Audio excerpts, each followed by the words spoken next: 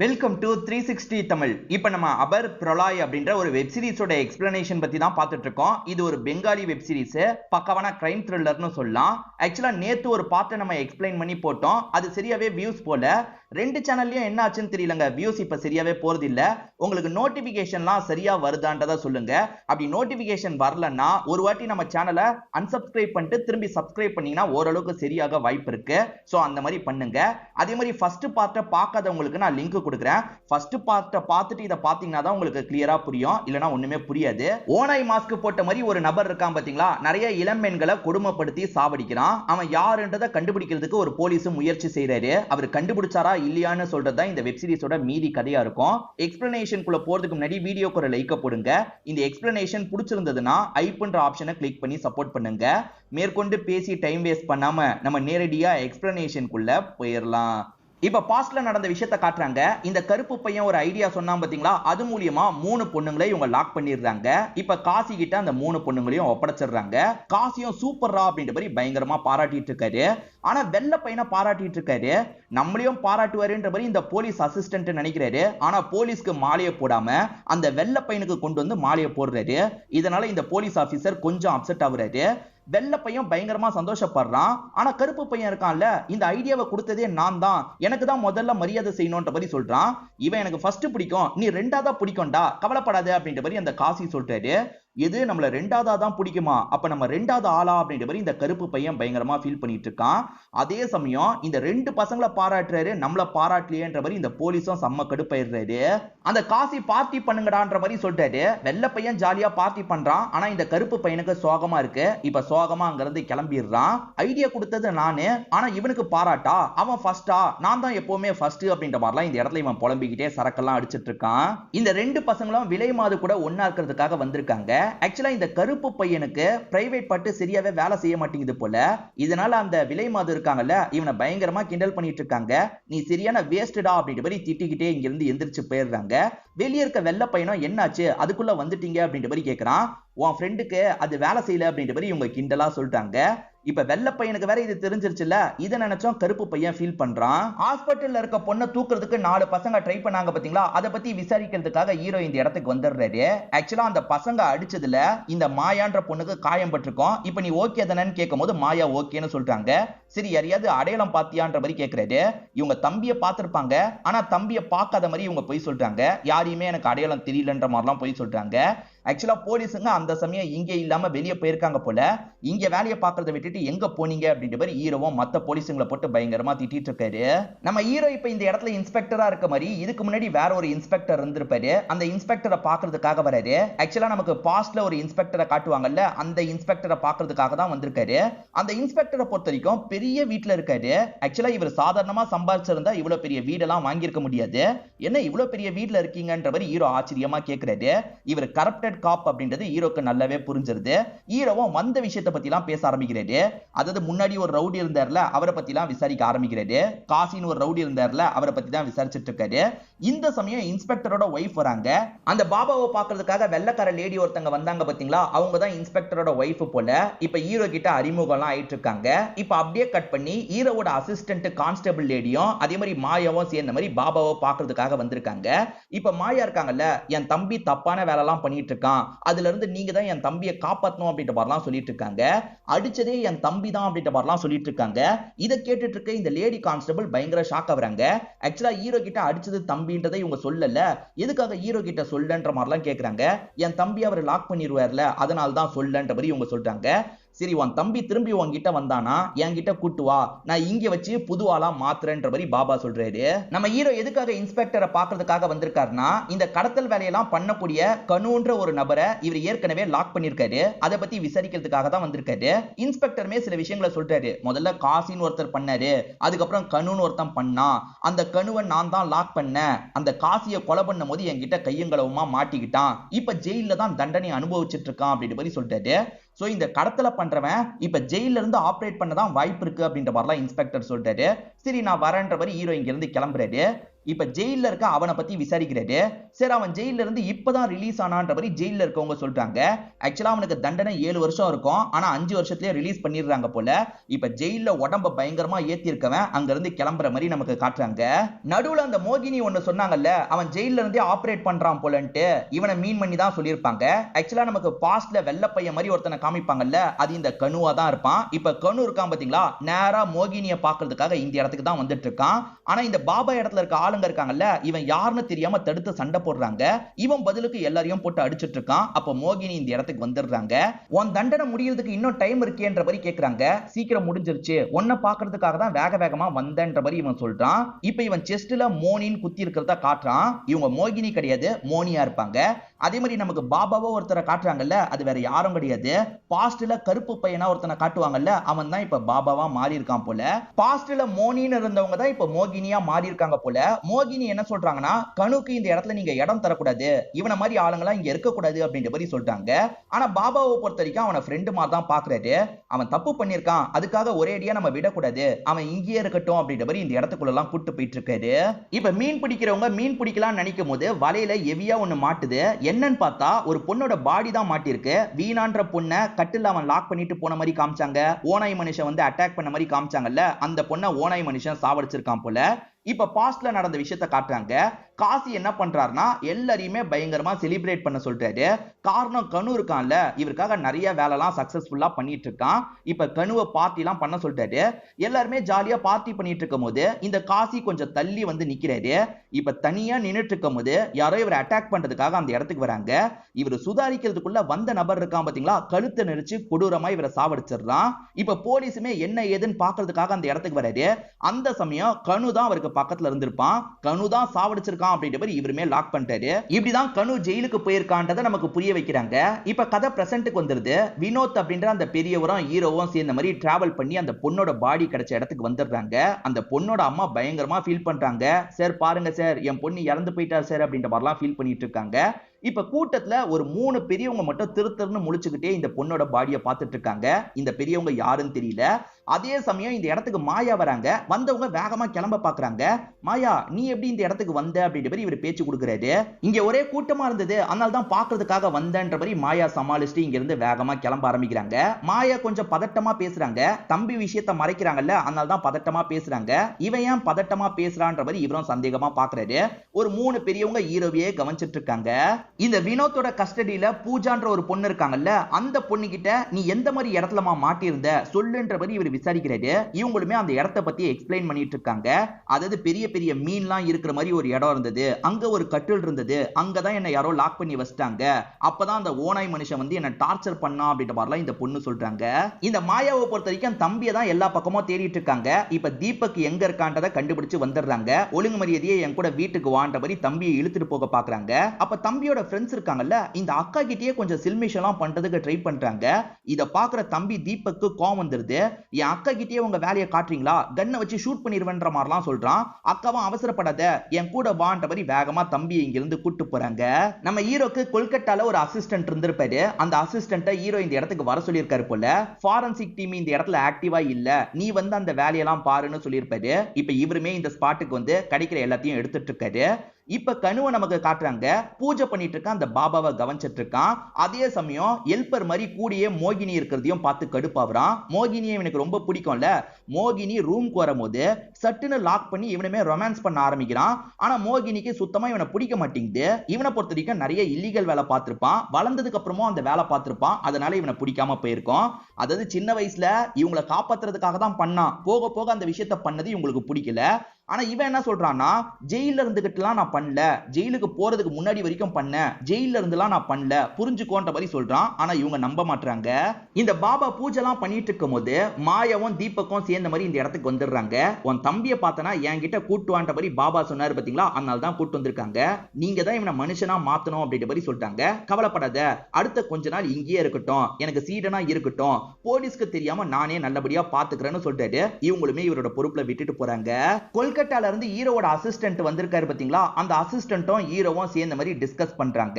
இதுக்கு முன்னாடியே சில பெண்களோட பாடி கிடைச்சிருக்கும். அந்த பெண்களோட பாடி எல்லாத்தையும் இவங்க வச்சு பார்த்துட்டு இருக்காங்க. கடத்தப்படுற எல்லா பெண்களும் கொல்லப்படுறது இல்ல, சில பெண்கள் மட்டும் தான் கொல்லப்படுறாங்க. இவங்க எல்லாம் மட்டும் எதுக்கு கொல்லப்படுறாங்க அப்படின்ற மாதிரி இவங்க யோசிக்கிறாங்க. இதை தாண்டி ஹீரோ இருக்கார்ல, நிறைய பகுதியில சிசிடிவி எல்லாம் செட் பண்ணி வச்சிருக்காரு. குறிப்பா அந்த இன்ஸ்பெக்டர் வீட்டுக்கு பக்கத்துல ஒரு சிசிடிவியை செக் பண்ணி வச்சிருக்காரு போல. அந்த இன்ஸ்பெக்டரை பார்க்கிறதுக்காக சில பசங்க அடிக்கடி வரது தெரியுது. இந்த இன்ஸ்பெக்டர் இன்னமும் இந்த வேலையை பண்ணிட்டு இருக்காரு, அதாவது கடத்தல் வேலைக்கு பின்னாடி இந்த இன்ஸ்பெக்டரும் இருக்காருன்ற மாதிரி ஹீரோ யோசிக்கிறாரு. இப்ப நேரா அந்த இன்ஸ்பெக்டரை பார்க்கிறதுக்காக வீட்டுக்கு வந்துடுறாரு. அந்த இன்ஸ்பெக்டரும் வாங்கன்ற மாதிரி வெல்கம் பண்ணி சகஜமா பேசிட்டு இருக்காரு. இங்க பேசுறதுக்கு எதுவும் இல்ல, ஸ்டேஷனுக்கு வாங்க, அங்க வச்சு பேசிக்கலாம்ன்ற மாதிரி இவர் ஸ்டேஷனுக்கு கூட்டு போறாரு. இந்த சமயம் தீபக்கோட ஃப்ரெண்ட்ஸ் இருக்காங்க பாத்தீங்களா, இந்த வினோத் இருக்கிற இடத்துக்கு வந்துடுறாங்க. இங்க இருக்க பொண்ணை தூக்குறதுக்காக தான் வந்திருக்காங்க போல, நான் இருக்கிற வரைக்கும் அது நடக்காதுன்ற மாதிரி வினோத் தடுத்துட்டு இருக்காரு. இந்த சமயம் ஹீரோவும் அசிஸ்டன்ட்டும் சேர்ந்த மாதிரி இன்ஸ்பெக்டரை கூட்டு வந்துடுறாங்க. இதுக்கு முன்னாடி இறந்து போன பொண்ணுங்களை பத்தி உங்களுக்கு ஏதாவது தெரியுமா அப்படின்ற மாதிரி இவர்கிட்ட விசாரணை எல்லாம் பண்ணிட்டு இருக்காங்க. ஆக்சுவலா வினோத் பொண்ணை கூட்டு போக விட மாட்டேன்னு சொன்னார்ல, கோவப்பட்ட பசங்க அந்த இடத்தையே கொளுத்தி விட்டுறாங்க போல. இப்ப பத்தி எரிஞ்சிட்டு இருக்க தகவலை பத்தி ஹீரோக்கு தெரிய வருது. ஹீரோவும் கிளம்பி வேகமா இந்த இடத்துக்கு வராரு. ஆனா ஹீரோ வரதுக்குள்ள இந்த இடமே எரிஞ்சு சாம்பல் ஆயிடுது போல. என் சேவிங்ஸ் எல்லாம் போட்டு இந்த இடத்தை கட்டின, இப்படி பண்ணிட்டாங்களே அப்படின்ற மாதிரி பெரிய ஒரு ஃபீல் பண்றாரு. கவலைப்படாதீங்கன்ற மாதிரி ஹீரோவும் ஆறுதல் சொல்லிட்டு இருக்காரு. அந்த பசங்கள்ல தீபக்கும் ஒருத்தன்றதை இப்பதான் ஹீரோ கண்டுபிடிக்கிறாரு. வீட்டுல வந்து விசாரிக்கும் போது என் பையன் காணாம போனா, என் பொண்ணு விசாரிக்கிறதுக்காக போனா அப்படின்ற மாதிரி மாயாவை பத்தி சொல்றாங்க. நம்மளும் தேடணும்ன்ற மாதிரி இவரும் தேட சொல்றாரு. இப்ப தேடிட்டு இருக்க ஆளுங்க இருக்காங்கல்ல, தீபக்கோட பைக் ஒரு இடத்துல விழுந்து கிடக்கிறத கவனிக்கிறாங்க. இத பத்தி ஹீரோ கிட்ட தகவல் எல்லாம் சொல்லிட்டு இருக்காங்க.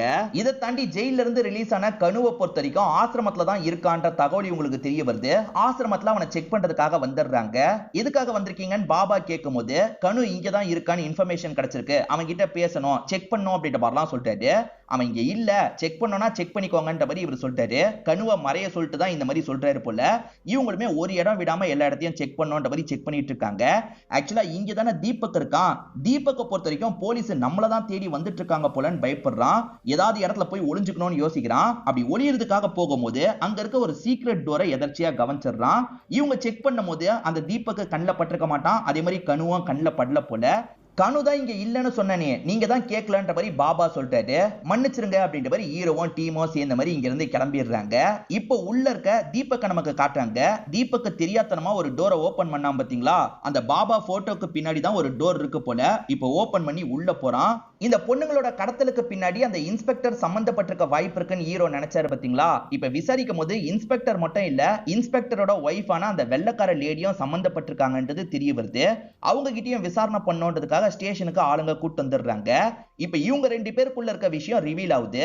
அது என்னன்னா, இவங்க உண்மையான ஒய்ஃப் எல்லாம் கிடையாது.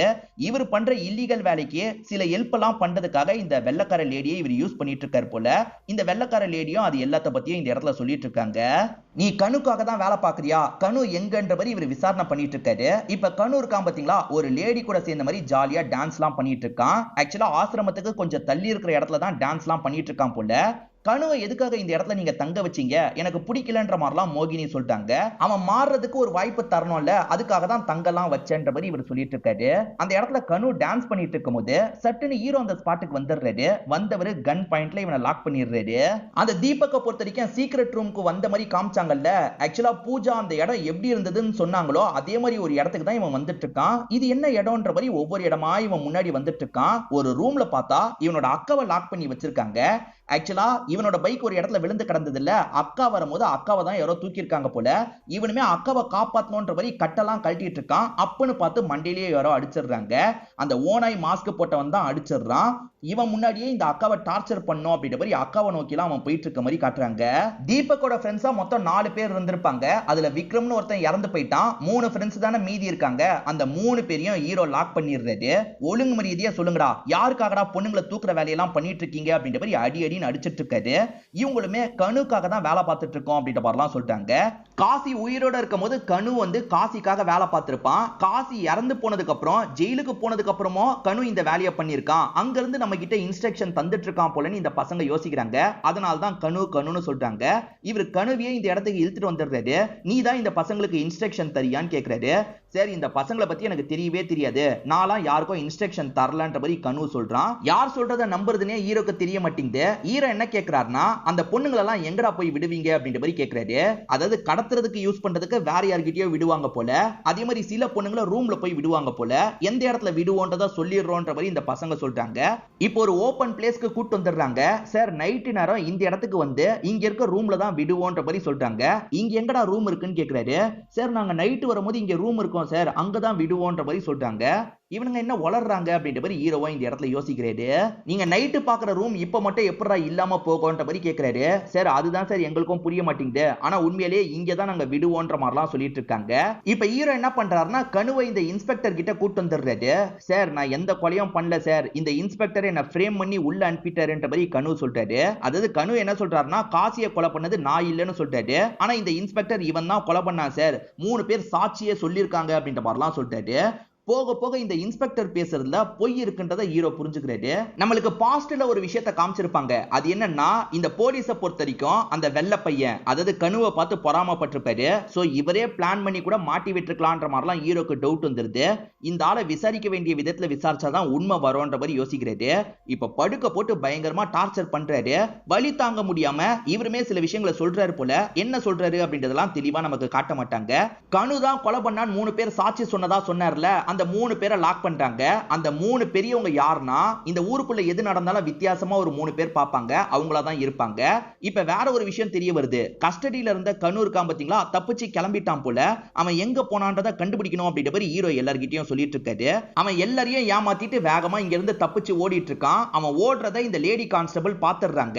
பார்த்தவங்க டீம் கிட்ட சொல்லாம வேற யாருக்கோ கால் பண்ணி சொல்லிட்டு இருக்காங்க. இவங்க வேற யாருக்கோ கால் பண்ணி சொல்லிட்டு இருக்கிறத ஹீரோ கவனிச்சிடுறாரு.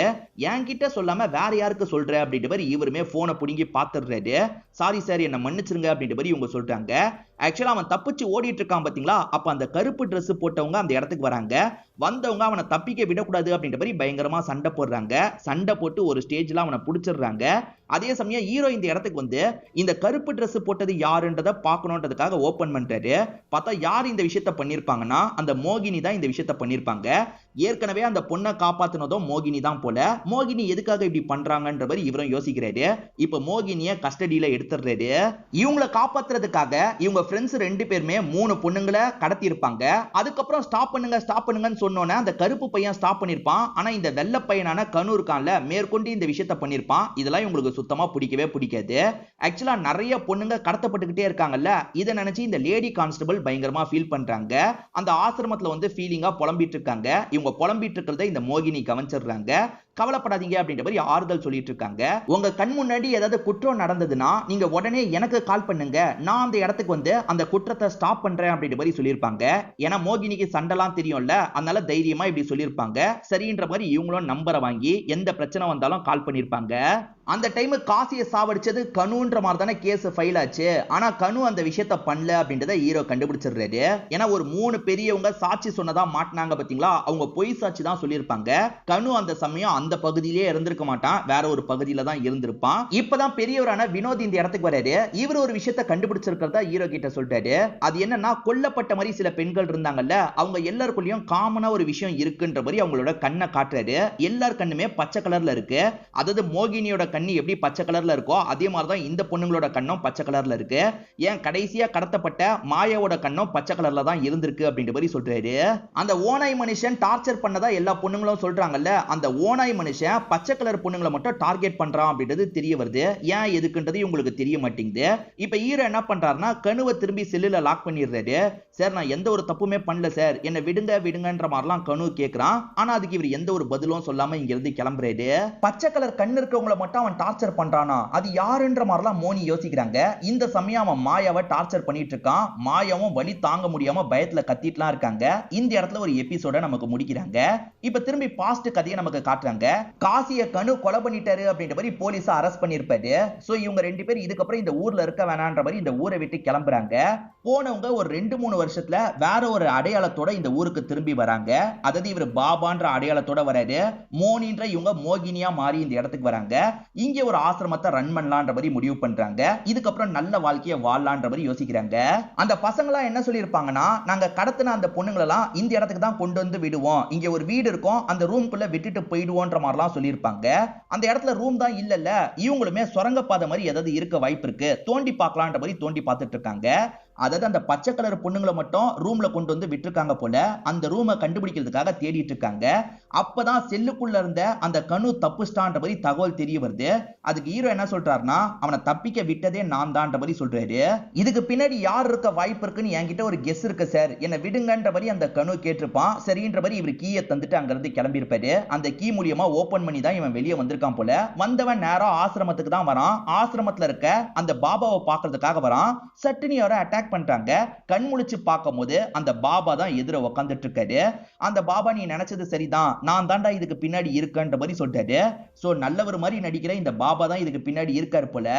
இந்த பாபாக்கு ஸ்டார்டிங்ல இருந்தே மோனி மேல ஒரு கண்ணு இருந்திருக்கும். ஆக்சுவலா இந்த கண்ணு வந்து காசிக்காக வேலை பார்க்க ஆரம்பிச்சிருப்பான். ஆனா இவர் இருக்காருல, மோனி கிட்ட நல்லவர் மாதிரி பழகலாம் ஆரம்பிச்சிருப்பாரு. அந்த காசின்ற ரவுடி பார்ட்டி எல்லாம் தந்தாரு பாத்தீங்களா, எல்லாருமே பார்ட்டியை செலிப்ரேட் பண்ணிட்டு இருக்கும் போது அந்த இடத்துக்கு இந்த பாபா வந்துடுறாரு. வந்த பாபா இருக்காருல, நைஸா இந்த காசி தனியா இருக்கும் போது அட்டாக் பண்றதுக்காக வந்துடுறாரு. என்ன சொல்லி அட்டாக் பண்றாரு தெரியுமா, நான் எப்படி நம்பர் 2 இருப்பேன், எப்பவுமே நான் தான் நம்பர் 1, என்ன நம்பர் 2னு சொன்னல, சாவுடா சாவுடா அப்படின்ற மாதிரி கொடூரமா இவனோட கதையை முடிக்கிறாரு. போலீஸ் எப்பனாலும் நம்மளோட சீக்ரெட் பிளேஸை கண்டுபிடிக்கலாம், அதுக்குள்ள இவன் அந்த இடத்துக்கு கொண்டு போய் வச்சிரணும் அப்படின்ற மாதிரிலாம் இந்த பாபா யோசிச்சுட்டு இருக்காரு. விடு விடுன்ற மாதிரி இவன் சொல்லிட்டு இருக்கான். ஆனா பாபா இருக்காரு பாத்தீங்களா, இவன் காலை பிடிச்சி அந்த சீக்ரெட் ரூம் வழியா உள்ள கொண்டு போயிட்டு இருக்காரு. இவன் சீக்ரெட் ரூமுக்கு வரும்போது அந்த இடத்துல தீபக்கு மயங்கின மாதிரி படுத்துட்டு இருக்கான். அதே சமயம் மாயா இருக்காங்கல்ல, அந்த இடத்துல கட்டப்பட்டிருக்காங்க. டே விடு விடுன்ற மாதிரிலாம் கனு சொல்றான். ஆனா இவர் கேட்க மாட்டாரு. அந்த மாஸ்க தூக்கி இவன் தலையில கவுத்தணும் அப்படின்ற மாதிரி கவுத்திட்டு இருக்காரு. ஆளுங்க உடைச்சிட்டு இருந்தாங்க பாத்தீங்களா, ஒரு ஸ்டேஜ்ல இந்த அண்டர் கிரவுண்ட் இடத்தை கண்டுபிடிச்சிடுறாங்க. இந்த இடம் மேல வரும் கீழே போகும் போல, அதாவது ஆட்டோமேட்டிக்கா மேல வரும் ஆட்டோமேட்டிக்கா கீழே போகும். அந்த மாதிரி தான் பாபா செட் பண்ணி வச்சிருக்காரு. அந்த பாபாவை பொறுத்த வரைக்கும் கனுவை ஃப்ரேம் பண்ணிடலாம் நினைச்சிருப்பாரு. ஆனா அதுக்குள்ள போலீஸ் வந்துட்டாங்கல்ல, அதனால பாபா பயந்து வெளியே ஓடிட்டு இருக்காரு. அவன் இப்பதான் வெளியே போனான், புடிங்க புடிங்கன்னு கனு சொல்றாரு. ஹீரோவும் டீமோ சேர்ந்த மாதிரி அந்த பாபாவை பிடிக்கிறதுக்காக துரத்திட்டு வந்துட்டு இருக்காங்க. இப்ப பாபா என்ன பண்றாருன்னா, அங்க ஆளுங்கெல்லாம் வராங்க, அவங்கள சமாளிங்கன்ற மாதிரி இவரோட சீடர்கள் கிட்ட சொல்லிடுறாரு. சீடர்களுமே ஹீரோவையும் டீமையும் பிடிக்கிறதுக்காக போறாங்க. இந்த டைம் மோனி இருக்காங்கல்ல, இந்த பாபாவை லாக் பண்றாங்க. நீ இதுக்கு பின்னாடி இருப்பேன்னு கொஞ்சம் கூட எதிர்பார்க்கலன்ற மாதிரி சொல்லிட்டாங்க. இவரை தப்பிக்க விடக்கூடாதுன்றதுக்காக இவர் கூட இந்த இடத்துல சண்டைலாம் போட்டுட்டு இருக்காங்க. அதே சமயம் ஹீரோவும் டீமோ சேர்ந்த மாதிரி அந்த சீடர்கள் எல்லாருக்கூடயும் பயங்கரமா சண்டை போட்டுட்டு இருக்காங்க. இப்ப ஹீரோவும் டீமோ சேர்ந்து இவன் இருக்கிற இடத்துக்கு வந்து இவனை லாக் பண்றாங்க. மோகினியும் எதுக்காக இப்படி பண்ணன்ற மாதிரிலாம் கேட்கறாங்க. எல்லாம் ஒன்னால் தான் அப்படின்ற மாதிரி இவனுமே இவன் பண்ண எல்லா விஷயத்தையும் புட்டு புட்டு வச்சிட்டு இருக்கான். ஆக்சுவலா விக்ரம எதுக்காக இவன் கொன்னான்ற மாதிரி ஒரு கேள்வி இருக்குல்ல, இப்பதான் தெளிவா நமக்கு காட்டுறாங்க. விக்ரம பொறுத்த வரைக்கும் அந்த வீணாவை கொஞ்சம் லவ் பண்ண ஆரம்பிச்சிருப்பான். அந்த ரூம்ல விட்டுட்டு வந்ததுக்கு அப்புறம் இவனுக்கு மனசு கேட்க மாட்டேங்குது. திரும்பி அந்த இடத்துக்கு போனா என்னன்ற மாதிரி யோசிக்கிறான். இவன் வண்டியை திருப்பிட்டு போறத ஒரு 3 பேர் பாக்குறாங்க. அந்த வயசான 3 பேர் பாக்குறாங்க. இவன் அந்த பொண்ணை காப்பாத்துறதுக்காக அந்த இடத்துக்கு வரான் பாத்தீங்களா, அப்படி வரும்போது அங்க இருக்க பில்டிங் அடிக்குள்ள மறையுது. என்ன அடியில பில்டிங் போகுதுன்ற மாதிரிலாம் இவன் பார்த்து ஷாக் ஆகுறான். இந்த பில்டிங் மேல வரது கீழே போறதெல்லாம் யாருக்கும் தெரியக்கூடாதுன்னு பாபா நினைப்பாரு. ஆனா அவன் அதை பார்த்துட்டான்ல, அதனால அவன் கதையை முடிச்சிருங்கன்ற மாதிரி அந்த 3 பெருசுங்களுக்கு சிக்னலை கொடுப்பாரு. அந்த 3 பெருசுங்க என்ன பண்றாங்கன்னா அவனோட கதையை அந்த இடத்துல முடிச்சிடுறாங்க. அந்த இன்ஸ்பெக்டர் அடி வாங்கும் போது ஏதோ சொன்ன மாதிரி காமிச்சாங்கல்ல, என்ன சொன்னாரு அப்படின்றத இப்பதான் நமக்கு புரிய வைக்கிறாங்க. அந்த இன்ஸ்பெக்டருக்கு கருப்பு பையனை விட அந்த வெள்ளை பையன் மேலதான் கோவம் வந்திருக்கும். காரணம் என்னன்னு பாத்தீங்கன்னா, அந்த காசியை பொறுத்த வரைக்கும் அவனுக்கு மாலையை போட்டிருப்பாரு. அதுல பயங்கர கடுப்பாயிருப்பாரு. கருப்பு பையன் ஒரு இடத்துல ஃபீல் பண்ணி புலம்பிட்டு இருந்தான் பாத்தீங்களா, அப்படி புலம்பிட்டு இருக்கும் போது இந்த இன்ஸ்பெக்டர் அந்த இடத்துக்கு வராரு. நீ அந்த வெள்ளை பையன் மேல கோவமா இருக்கிற மாதிரி நானும் அவன் மேல கோவமா இருக்கேன், நம்ம 2 பேருமே சேர்ந்து அந்த வெள்ளை பையனை ஏதாவது பண்ணணும், சமயம் பார்த்து பண்ணணும் அப்படின்ற மாதிரி இவங்க 2 பேர் டிஸ்கஸ்லாம் பண்ணிருப்பாங்க. இதனால்தான் காசியை சாவடிச்சு கனு தான் இந்த விஷயத்த பண்ணான்ற மாதிரி கனுவை கோர்த்து விட்டுருப்பாங்க. பாபாவை பொறுத்த வரைக்கும் மோனி கிட்ட நல்லவர் மாதிரி காமிச்சுக்கணும்னு நினைக்கிறாரு. மோனி கிட்ட நல்லவர் மாதிரி நடிச்சிருப்பாரு. இங்க ஆசிரமம் கட்டி நான் எல்லாருக்குமே சேவை செய்ய போறேன்ற மாதிரி மோனியை நம்ப வச்சிருப்பாரு. ஆனா அவரோட பிளான் என்ன தெரியுமா, இன்ஸ்பெக்டர் கூட சேர்ந்து இன்னும் அந்த பொண்ணுங்களை கடத்துற வேலையெல்லாம் பண்ணோன்ற மாதிரி பிளான் பண்ணிட்டு இருக்காரு. இன்ஸ்பெக்டரோட ஒய்ஃபான அந்த வெள்ளக்கார லேடி அடிக்கடி வந்து பார்த்தாங்கல்ல, இது விஷயமா பேசுறதுக்காக தான் வந்து பார்த்திருப்பாங்க. அதே மாதிரி ஊருக்குள்ள ஒரு 3 பெருசுங்க சுத்திட்டு இருக்க மாதிரி காமிச்சாங்கல்ல, அந்த 3 பெருசுங்க சொன்ன பொய் சாட்சி மூலியமா தான் கனுவை லாக் பண்ணிருப்பாங்க. ஆக்சுவலா இந்த பாபாக்கு மோனியை ரொம்ப பிடிக்கும். ஆனா மோனியை நெருங்கவே முடியல. அப்படியே நெருங்கினாலும் இவரால எதுவுமே பண்ண முடியாது. அந்த கோவத்தை வெளியேற்றுறதுக்காக ஒரு விஷயத்த பண்ணுவாரு. மோனி மோனியோட கண்ணு பச்சை கலர்ல இருக்குல்ல, அதே மாதிரி பச்சை கலர்ல கண்ணு இருக்க பொண்ணுங்களை மட்டும் அந்த ரூம்ல வைக்க சொல்லுவாரு. ரூம்ல வச்சு அந்த பொண்ணுங்களை டார்ச்சர் பண்ணுவாரு.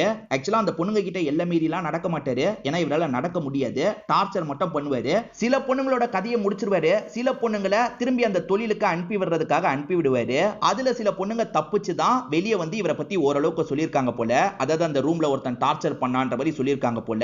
இப்ப பாபா தப்பிக்கிறதுக்காக என்ன பண்றாருன்னா மோகினிய கத்திய வச்சு லாக் பண்ணிட்டாரு. ஒழுங்கா கண்ணை கீழே போடுன்னு ஹீரோவை மிரட்டிட்டு இருக்காரு. ஆனா மோகினி இருக்காங்கல்ல, சட்டுன்னு அவனை தள்ளி விடுறாங்க. அங்க இருக்க சிலை மேல போய் இடிக்கிறான். அந்த சிலையோட கையில சூலம் இருக்கு பாத்தீங்களா, அந்த சூலம் இவனோட வயிற்றுல இறங்கிருது. இவன் இந்த இடத்துலயே இறந்து போயிடுறான். அதே மாதிரி ஆசிரமத்துல நெருப்பு பட்டிருக்கும், கொஞ்சம் கொஞ்சமா எரிஞ்சு இந்த ஆசிரமமே காலி ஆயிருது. ஹீரோ இதுக்கு பின்னாடி இருக்கிறது யாருன்றதை கண்டுபிடிச்சு சால்வ் பண்ணிட்டார்ல. இப்ப திரும்பி இவரோட ஊருக்கு கிளம்புறதுக்கு ரெடி ஆகுறாரு. இப்ப எல்லாருமே வந்து இவருக்கு நன்றி எல்லாம் சொல்லிட்டு இருக்காங்க. ஒரு லேடி கான்ஸ்டபிள் ஸ்டார்டிங்ல இருந்தே இவருக்கு சாப்பாடுலாம் தருவாங்க. அவங்களுமே நல்லபடியா போயிட்டு வாங்கன்ற மாதிரி இவருக்கு சாப்பாடுலாம் தராங்க. இவருமே எல்லாருக்கும் பை சொல்லிட்டு இங்க இருந்து கிளம்புறாரு. இவரும் இவரோட அசிஸ்டன்ட்டும் ஒரு போட்ல தான் போயிட்டு இருக்காங்க. போயிட்டு இருக்கும் போது அந்த போட்டு திடீர்னு பிளாஸ்ட் ஆகுது. இதை பாக்குற எல்லாருமே ஷாக் ஆகுறாங்க. சோ பிளாஸ்ட் ஆனதுல இவர் தப்பிச்சாரா இல்லையான்ற ஒரு கேள்வியோடயே இந்த சீசனை முடிக்கிறாங்க. செகண்ட் சீசன் வந்திருக்குன்னா கண்டிப்பா இவர் சாவலன் தான் அர்த்தம். இந்த போட்டை யாரா வெடிக்க வச்சிருப்பான்னு நம்மள ஷாக் ஆக்குறதுக்காக தான் இந்த மாதிரி முடிச்சிருக்காங்க. கண்டிப்பா இந்த வெப் சீரிஸோட கதை உங்க எல்லாருக்குமே பிடிச்சிருக்கும்னு நம்புறேன். இந்த வீடியோ உங்களுக்கு பிடிச்சிருந்ததுன்னா லைக் பண்ணுங்க, கமெண்ட் பண்ணுங்க, மறக்காம 360 தமிழ் சேனலை சப்ஸ்கிரைப் பண்ணுங்க. தொடர்ச்சியா இந்த மாதிரி வீடியோக்கள் வந்துகிட்டே தான் இருக்கும்.